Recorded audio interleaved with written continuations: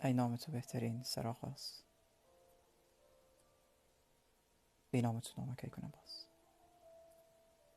درود و رحمت خدا به تمام ملت پر افتخار، سربلند، آزاده، با وجدان و با شرف تاجیک پارس.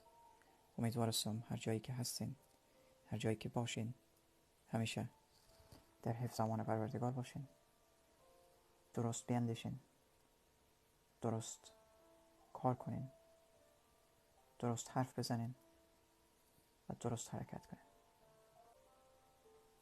ما ملت پارس، ملت تاجیک، و همیشه پارس تاجیک میگم به خاطر از اینکه دشمنای ملت ما کاری در حق ما کردن که امروز متاسفانه ما از هم ملتی های خود که در ایران هستن بسیاری جایا شنیدیم و متوجه شدیم که ما را یک مردمای دیگه فکر میکنن که پارس یک ملت است، تاجیک ملت دیگه است، در حالی که این کار دشمن است و این کار دشمن روی برنامه پیش رفت. دشمن وقتی تصمیم گرفت که پارس را با تاجیک جدا بسازه، به هر شکلی که رویش کار کرد و او هدف خود رسید. و امروز وقتی ما با زبان خود، با گفتار خود، با کردار خود، با نوشتار خود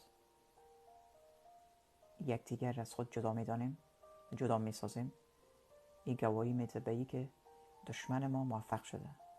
پروژه و برنامه‌ای که دشمن ما داشت و او هدف خود رسیده. ایران، خراسان، تاجیکستان، سمرقند، بخارا، همدان و هر جایی که زبان ما بوده، فرهنگ ما بوده، تاریخ ما بوده، امپراتوری ما بوده، ملت ما بوده و هسته، اوج خانه ماست، دیار ماست و سرزمین و افتخار ماست. و بحث ما، دیدگاه ما، دنیای ما آنقدر کوچک نیست که روی منطقه فکر کنیم. ما روی ملت فکر میکنیم. ما از منطقه و قشلاق و قریه و استان و شهرستان بیرون شدیم. ما بحث ما، دیدگاه ما، حرکت ما، مکتب فکری ما روی ملت پیش میره.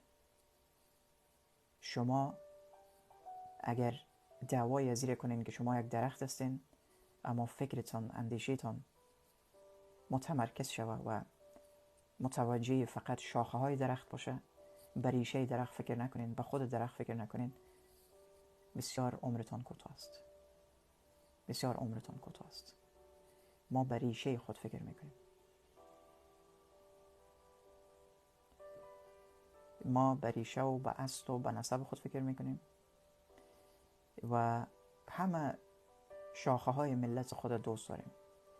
چی از پامیر و بدخشان باشه، چی از کولاب و خوجند باشه، چی از دوشنبه و سمرقند و بخارا باشه، چی از پنجشیر و همدان و تهران و اصفهان و شیراز باشه، چی از هر گوشه‌ای که ما بودیم و ما هستیم باشه، ما ملت خود دوست داریم و هیچ کسی اجازه نمیدیم که بر گوشه از ملت ما فاش بگه، توهین کنه و در مقابلش جبهه بگیره. هدف ما ایجاد پل است. هر جایی که دیوار بزنن ما پل میسازیم.